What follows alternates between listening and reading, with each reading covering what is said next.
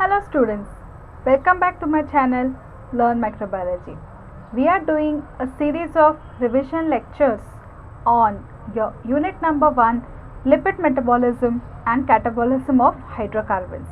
So, in this video, we are going to study the second topic, that is types and roles of fatty acids are found in bacteria. Let's get started. In the previous video, we studied how a fatty acid will look like. There are two important components. One, it should have a long chain hydrocarbon as shown in this here, and it should have a carboxylic acid group at one of its end. So this is a simple fatty acid.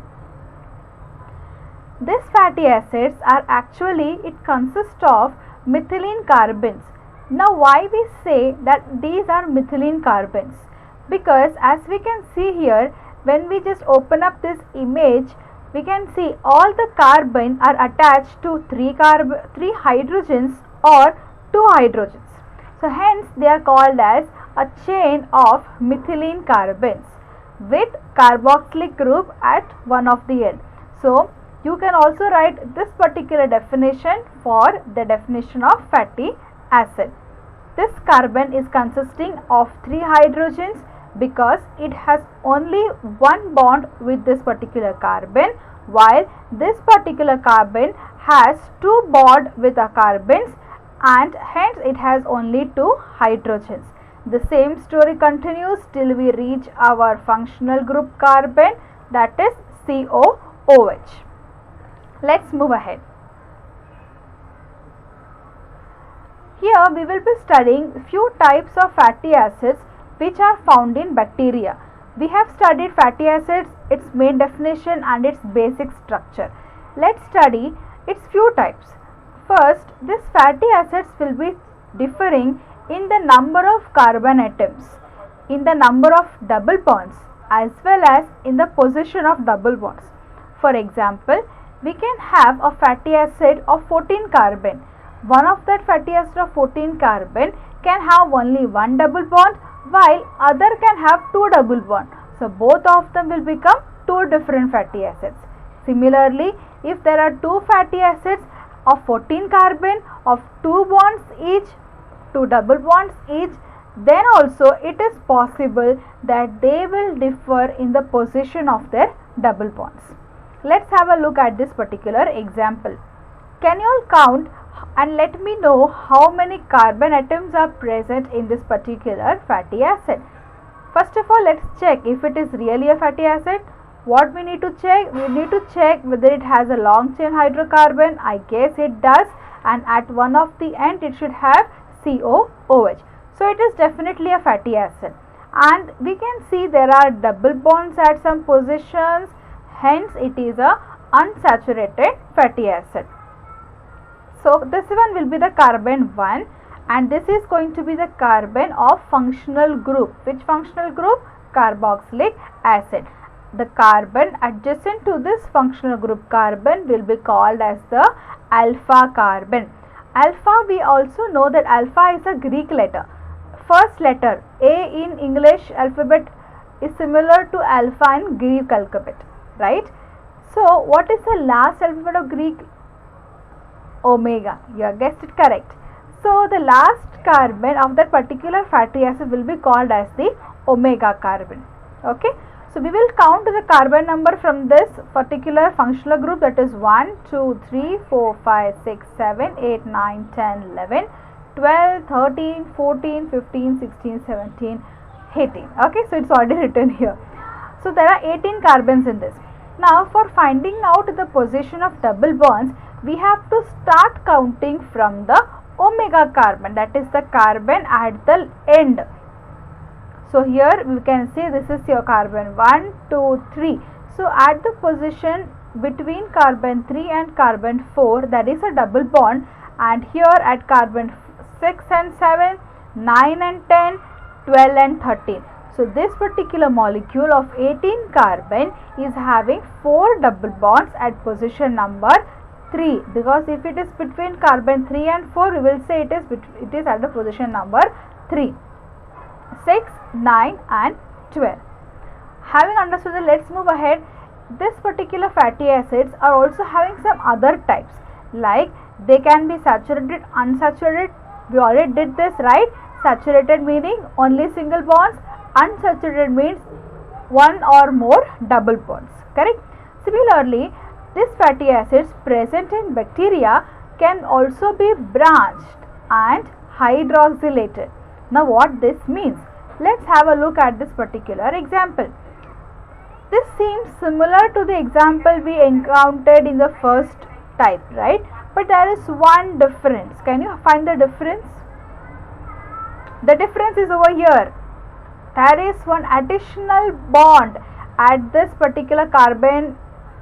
This carbon, there is 3 bonds, and this bond is not hydrogen, because if it was hydrogen, it would not have been displayed.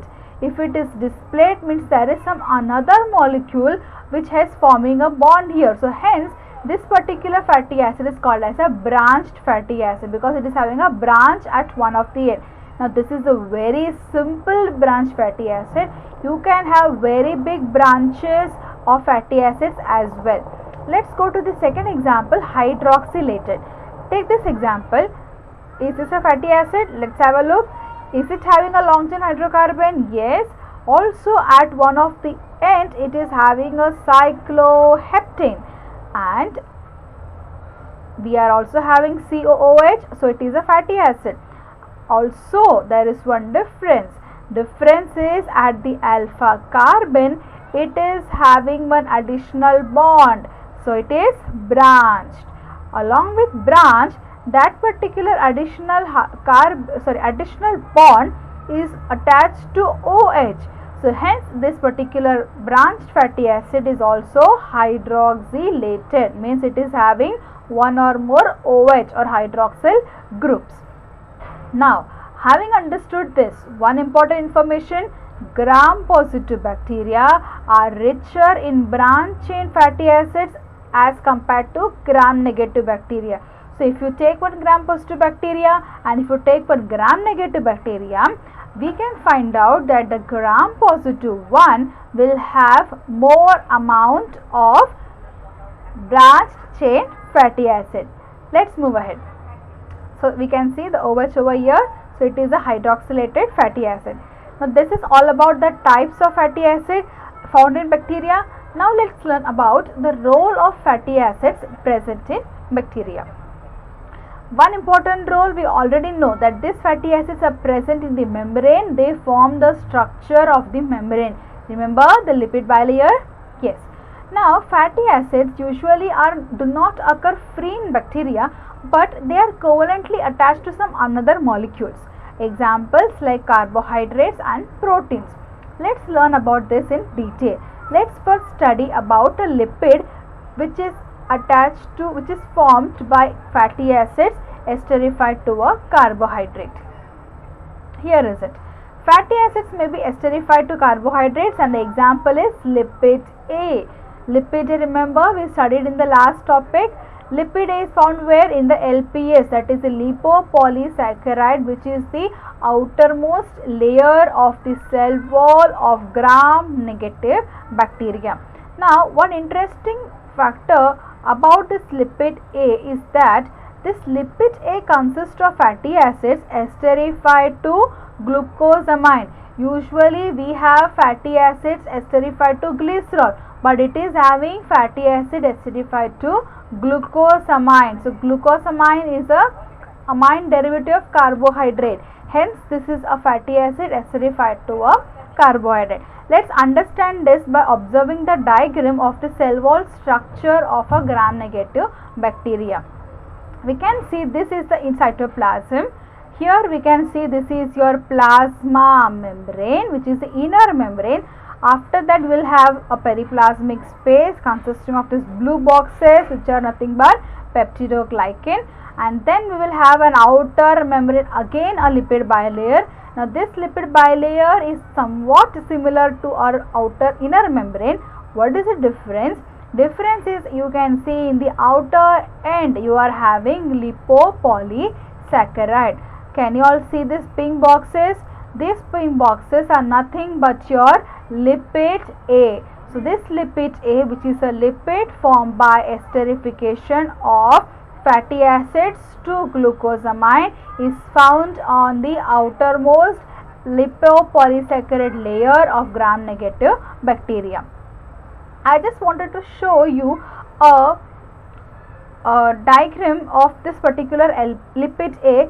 Anyway, it's not important that you should learn this figure, but just for your understanding.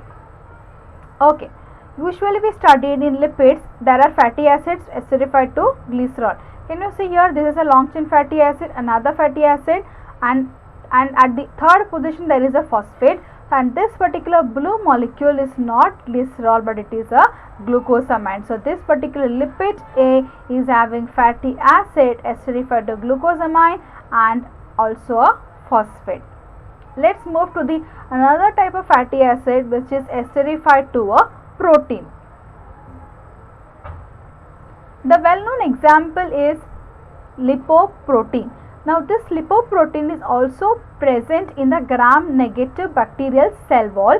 It is attached to the peptidoglycan and it plays a very important role over there. Let's find out this lipoprotein in the below diagram.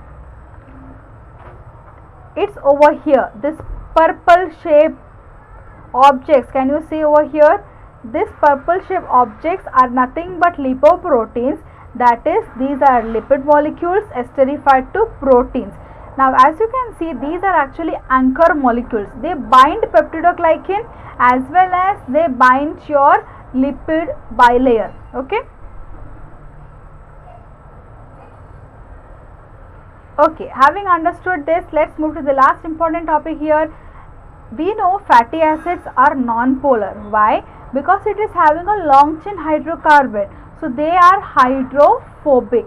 Because of that, they have the property to anchor to many molecules and they are hence attached to many molecules on the membrane.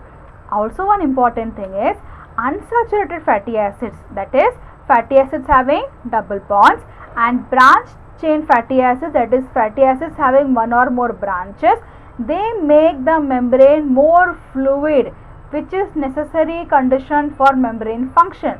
We know that membrane is known as a fluid mosaic model. We all have studied the fluid mosaic model of plasma membrane. That particular molecules of lipids are not attached together, but they will be like a free floating molecule. Now why it is required? Because molecules are coming in and going out of the membrane, yes or no, as well as certain proteins they get inserted in the membrane, some protein they get removed from the membrane. So when all this process takes place, the fluidity of that particular membrane needs to be maintained. Let's discuss this particular diagram and we will understand this better. Okay. As you can see here, this is your glycerol backbone. We are currently doing about a lipid.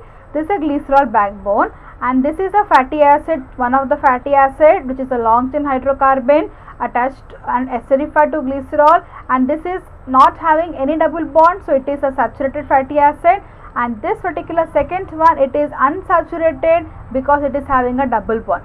Now when you can see, whenever there is a double bond, this creates a bend.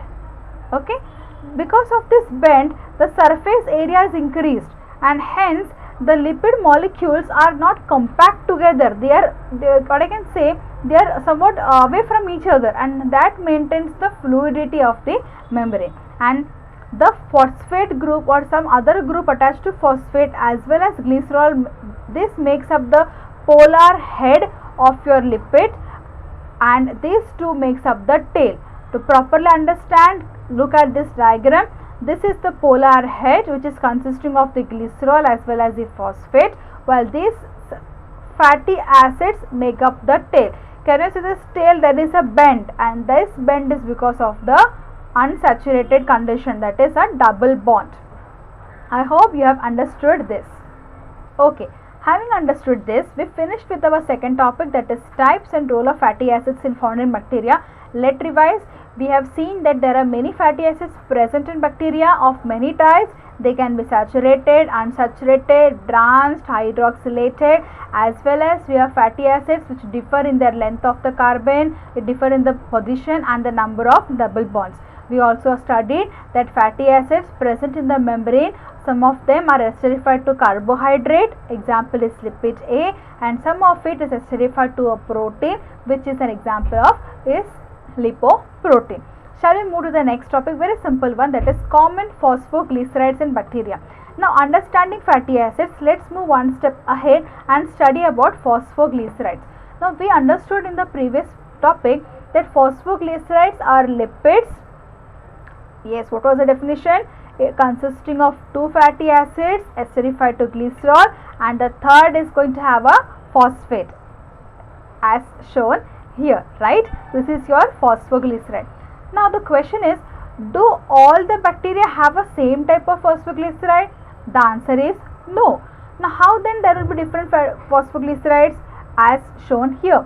Here, as you can see, this particular phosphate can be attached to some other group which is called as X. Now X means any group, right? So when this any group attaches here, we will get a different types of phosphoglycerides. And what this X can be shown here. If X is a H, if there is a H over here, then it is called as phosphatidic acid. If that is the serine, amino acid serine, then this particular molecule is called as phosphatidyl serine. If this molecule is attached to ethanolamine, it is called as phosphatidyl ethanolamine. If it is attached to a glycerol, another glycerol, then it is called as phosphatidyl glycerol. The next is a very interesting molecule, even though it is very big. It is actually phosphatidyl glycerol, two molecules of phosphatidyl glycerol attached together. Okay, so that is called as a diphosphatidyl glycerol. So this is basically one molecule, and here we will have another molecule attached. So the same molecule attached to another molecule give us a diphosphatidyl glycerol. Now how this particular formation takes place, you don't have in your syllabus, okay, so no need to study, but I will just demonstrate one of that for an example. Let's take phosphatidyl ethanolamine because it is easy to understand. Let's understand how phosphatidyl ethanolamine is formed by phosphoglyceride reacting with ethanolamine. This is our phosphoglyceride or our simple phospholipid. Now we are going to study reaction of this phosphate with the ethanolamine. Usually we represent phosphate in this manner, but actually phosphate is having 5 bonds to oxygen, and it looks somewhat like this. So we have a phosphate here, and there are 1, 2, 3, 4 oxygens, and there are 5 bonds. This is how our phosphate groups looks like, and this is going to get attached to ethanolamine. Now how ethanolamine looks like? Ethanolamine is going to be ethanol. We know ethanol, it is an alcohol having 2 carbon, CH3, CH2OH, remember? Yes, over here. And if we attach an amine group tag to that particular ethanol, we will get ethanol amine over here. So this is this was CH3, but now since we attached amino group, it is CH3, and this is our ethanolamine. Now let's see how the reaction takes place. So now first ethanolamine goes near and reacts with the OH of the phosphate, and whenever there is bond formation in biomolecules, there is removal of water. So what that reaction is known as? Condensation reaction. Okay, so once this H2O is removed, we are going to get our phosphatidyl ethanol amine. Understood? Similarly, you can practice the other molecules also. Now in the previous can you see here there was an OH, right? There was an OH here. Since this OH, once it reacts with this H, is lost, hence in the previous image we are over here, I'll just show you, we don't represent that OH. See over here, we have not shown the OH here, but there is OH here, there is OH here, here as well as here. And if you want, you can solve this and try to make all these different types of phosphoglycerides found in bacteria.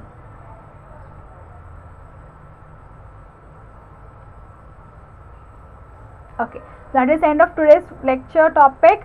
We have studied today types and roles of different fatty acids present in bacteria. We also revised upon different types of phosphoglycerides or phospholipids in bacteria. We studied that there can be some another molecule called as X, which can attach to that phosphate to form different types of phosphoglycerides, and there are around 5 to 6 types of such phosphoglycerides present in the bacteria. The reference books for this is from your Physiology and Biochemistry of Prokaryotes by White, as well as Principles of Biochemistry by Nelson Cox Leninger. Thanks for watching my video. If you like this video, please share to your friends and do subscribe to my channel. Also like the video. And one more thing, if you want to be notified whenever I add a new video, you have to click a bell icon which will be near your subscribe button and click on all, because then it will show you notifications for all the new videos I will upload and you will be stay updated. Thanks for watching. See you all in the next video.